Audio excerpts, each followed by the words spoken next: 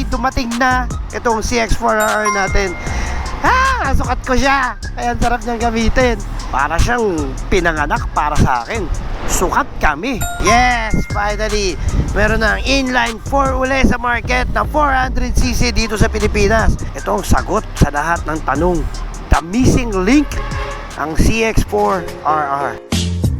Nakakita ka na ba ng Kawasaki matitikas na hanggang ngayon umaandar sa Pilipinas? Sports bike pa more. Unang kanto pa lang ng bahay nyo, hirap na hirap ka na. So dyan natin lumabas ngayon rush hour. Sorry. Pasok. Woo! Namiss ko yung ganong kaliksik motor Yeah. Bakit ka mo namiss ko? Ang liksi, ang cute nito 400cc. Woo! Alam ko big bike pa rin to, hindi to pa rin binibiro-biro dahil mabilis pa rin to. Pero bakit siya cute? Kasi nanggaling na tayo sa mga mas malalaking motor. So nanggaling na tayo sa mga 1000cc and below. Nakatikim na rin tayo ng mga 1.2. Pag-endurance na rin tayo ng mga 900cc natin Tracer. At aminado ako na napatakbo ko na ng mga 200 mahigit yung mga motor na yon. Kaya pagdating ko rito sa CX-4RR, talagang para sa akin ay isa itong cute size. Cute siya dahil yung power, saka yung tunog ang liit dahil divided into 4 na lang yung piston niya na maliliit. Diba? Unlike ng mga usual na dinadala ko na 3, 2, na ang lalaki ng piston na bumabalagbag yung makina. Diba? Ganyan sa R3, sa N4. Puro balagbag ang makina, lalo na yung mga MT-07. So ang inline 4 ko lang yung CB650, CX6R, tsaka yung Z1000, tsaka yung GSXS.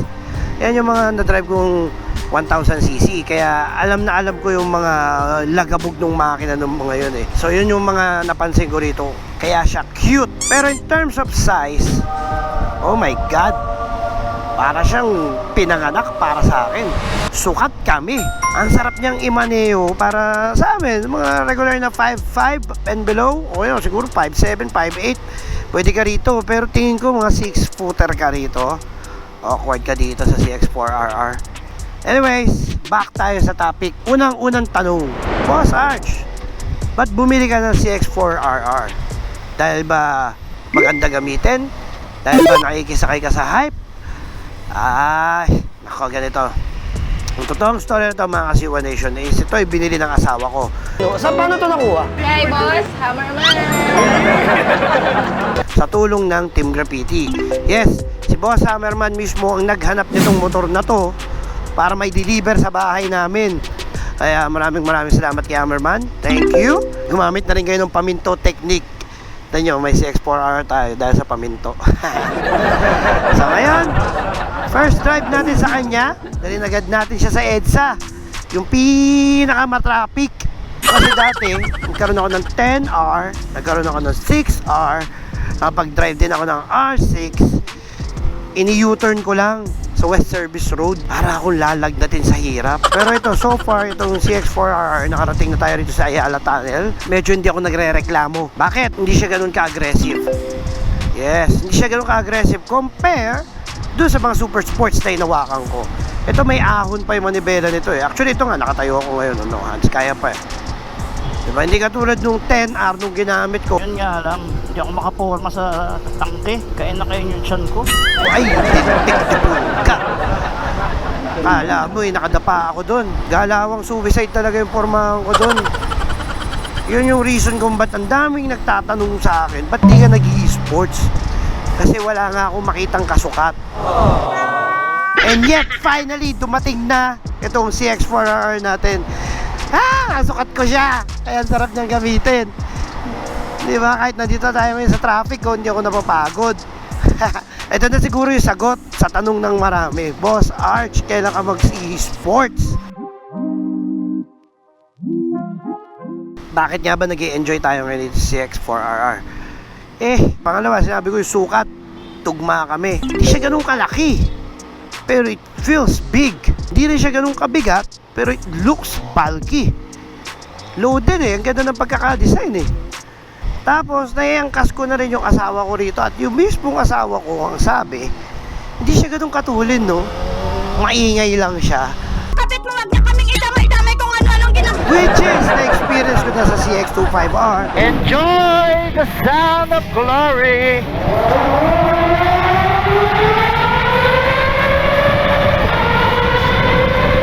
So parang ganun lang din siya pero pinalakas ng konti. Ang pabor dito ngayon, natuwan-tuwa lahat ng bumili ng CX-4RR is nagagawa niya na yung hindi kaya gawin ng CX-25R ever since. Oh my God, what is that? Hindi yung pagiging matulin ha, kundi tumagos ng expressway. Yes, finally, meron ng inline 4 uli sa market na 400cc dito sa Pilipinas. Ano na lang to, yung urban legend kung babalik pa ba yung mga ganitong lahi.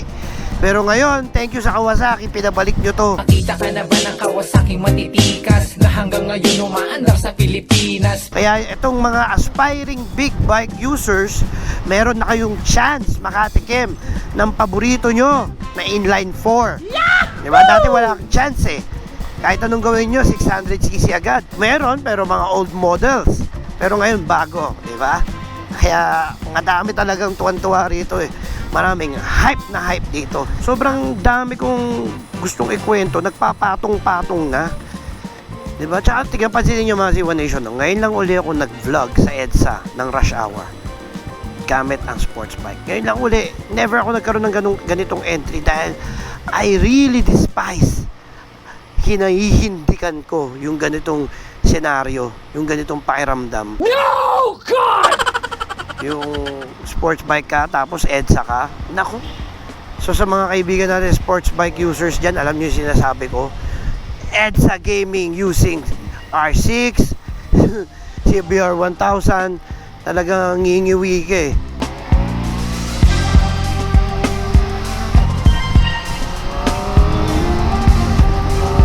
Woo! So nakarating na tayo ng Shaw Boulevard. Ano nga bang reklamo ko? Medyo nangangalay na. Okay lang yan, hindi tayo magre-reklamo dyan dahil alam naman nating hindi pa tayo ganun kabiyasa mag sports bike. At normal yan sa sports bike. Diba? Ang technique dyan, use your legs and back para hindi masyadong mag-sore yung balikat mo or lower mo yung siko mo. Ayan, ganyan mo pa. Yan. So talagang maganda yung sukat nito pang Pilipinas. Madali siya isingit, magaang. Sakto lang yung tulin niya, 400cc. Pero syempre, mas matulin yung Ninja 400. Iba yung mabilis sa matulin. Yung matulin, yung matorque, yung mabilis, yung tumatap speed. Diba? So yun yung difference sila. Yan. So kita nyo yan, kayang-kaya natin singit-singit. Na-miss ko lang yung R15 days. Yes, speaking, para siyang R15. Actually, mas malaki pa nga, tignan yung R15 eh. Mas aggressive pa eh. Oo, yun para siyang R15 sa gaang, sa liksi, sa bilis.